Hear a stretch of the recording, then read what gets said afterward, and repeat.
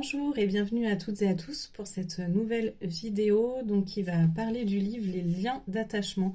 Là, on n'est pas du tout sur un roman, hein, comme j'ai l'habitude de faire, mais sur un livre on va dire de psychologie, qui a été fait par deux psychologues, dont une que je connais, Gwenaëlle Percio, et donc l'autre psychologue, Johanna Mikou. Il y a un livre déjà. Pour parler du livre au niveau physique, je le trouve très très très très intéressant à lire. Ça donne envie de le lire parce qu'il a beaucoup d'illustrations. Les illustrations sont très bien faites.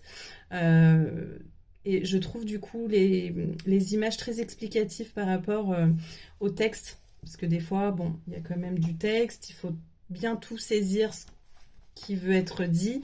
Et les images aident beaucoup à comprendre des choses qu'on n'a peut-être pas forcément compris dans le texte.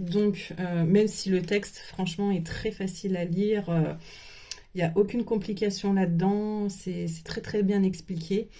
Et ça parle des liens d'attachement. Donc les liens d'attachement qui commencent déjà dès, j'allais dire dès l'enfance, mais comme elle le dit, c'est même in utero. Hein. On a un lien qui se crée déjà avec notre mère de par la grossesse. Par le monde intra-utérin, avec les émotions que le bébé va ressentir de sa mère et de ce qu'il va ressentir aussi de par le monde extérieur aussi, même s'il est in utero, il ressent un petit peu tout ce qui se passe.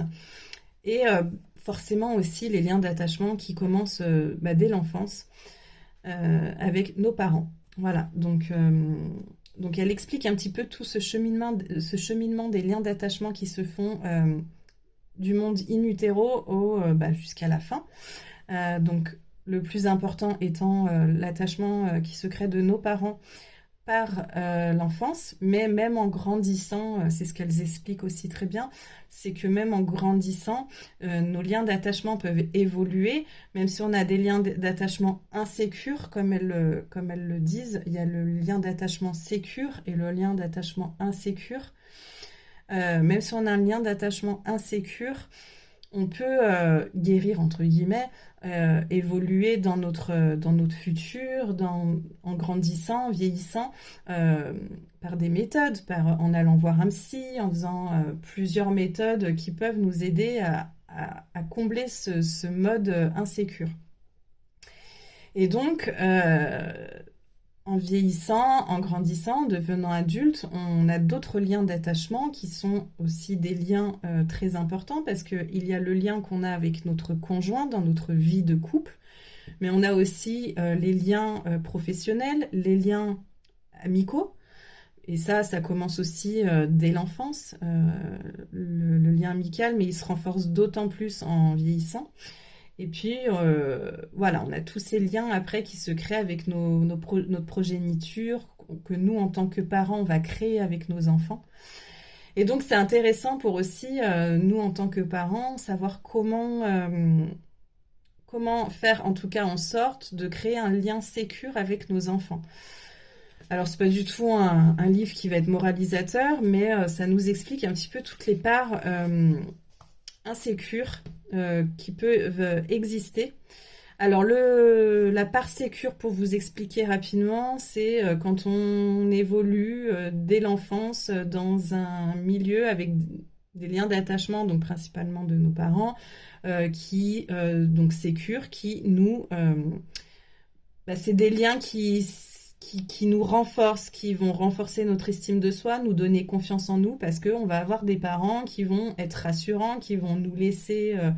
alors je vous donne des exemples, mais en quelque sorte, nous laisser avoir nos propres expériences, qui vont pas être là trop derrière nous non plus. C'est des parents qui vont laisser vivre leurs enfants en leur faisant confiance, et en sorte qu'ils aient confiance. Et puis... des parents qui vont évoluer ensemble, le papa et la maman par exemple, donc en étant très complices ou en étant beaucoup dans la communication, en communiquant beaucoup, et donc là forcément le lien va être sécure. Voilà. Et puis il y a 3 liens insécures, donc là il parle de l'attachement anxieux.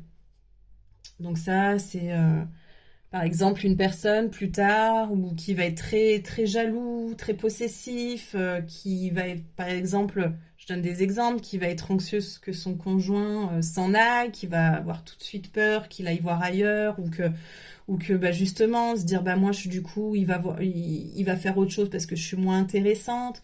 Donc il a eu cette part un peu d'abandon et un peu ce sentiment de rejet en étant enfant. Puis il y a l'attachement évitant. Donc là, c'est des personnes qui vont évoluer en ayant peur, par exemple, hein, de s'investir dans une vie de couple, qui vont avoir peur de fonder une famille, qui vont avoir peur de s'installer avec son conjoint ou sa compagne, parce que il va éviter justement ces situations dans la peur que ça se passe mal de nouveau, parce qu'il a eu des expériences enfants qui se sont mal passées, et la peur donc justement de se dire ah bah j'ai tellement peur de souffrir que bah je préfère pas du coup faire quoi que ce soit, au moins je serai pas déçue, il arrivera rien, et voilà. Et donc bon, c'est beaucoup de personnes vont se reconnaître hein, dans ces points-là. Et puis il y a l'attachement désorganisé où là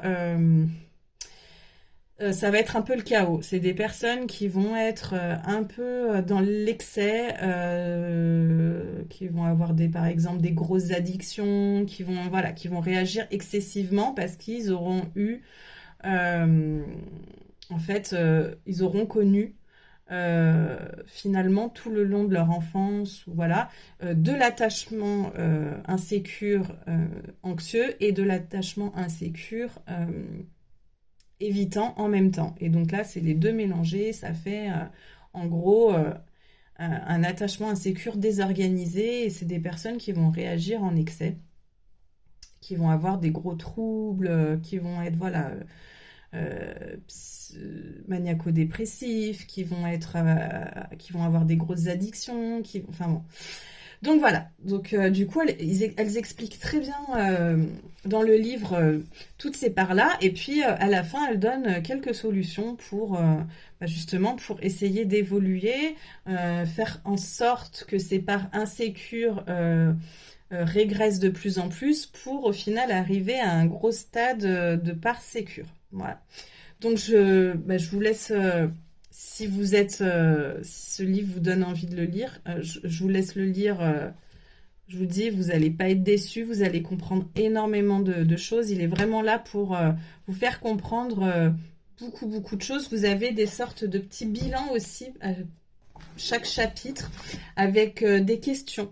Voilà, sur le chapitre abordé, qui vont vous aider aussi justement à chercher les réponses aussi en vous, pour essayer vraiment de savoir dans quel lien d'attachement vous vous sentez le plus proche, et comment du coup réguler en fonction de votre lien d'attachement insécure, réguler ce lien pour qu'il qu'il se transforme en lien sécure. Voilà, donc un bon livre. Gwenaëlle Percio, je sais qu'elle fait beaucoup aussi d'interviews, et elle est dans beaucoup de magazines de bien-être et de méditation où voilà où elle écrit des sujets. Donc je sais que je l'ai déjà vue dans Open Mind. Elle a écrit aussi dans Méditation, même dans le magazine Psychologie. Enfin voilà, donc vous voyez, elle écrit quand même dans des grands magazines. Elle peut être interviewée ou faire des sujets dans ces grands magazines. Donc, et puis moi je la connais, voilà. Donc je sais qu'elle est très très très très très très très bien comme voilà, c'est une personne qui fait très très très bien son métier. Donc je vous conseille ce livre. Voilà, complètement si vous souhaitez évoluer, ou en tout cas comprendre certaines choses de votre passé, de votre traumatisme, et faire en sorte d'avancer. En tout cas, c'est tout ce que je vous souhaite. Et puis, bah, je vous retrouve donc pour une prochaine présentation de livres. En attendant, je vous souhaite de bonnes lectures et à bientôt.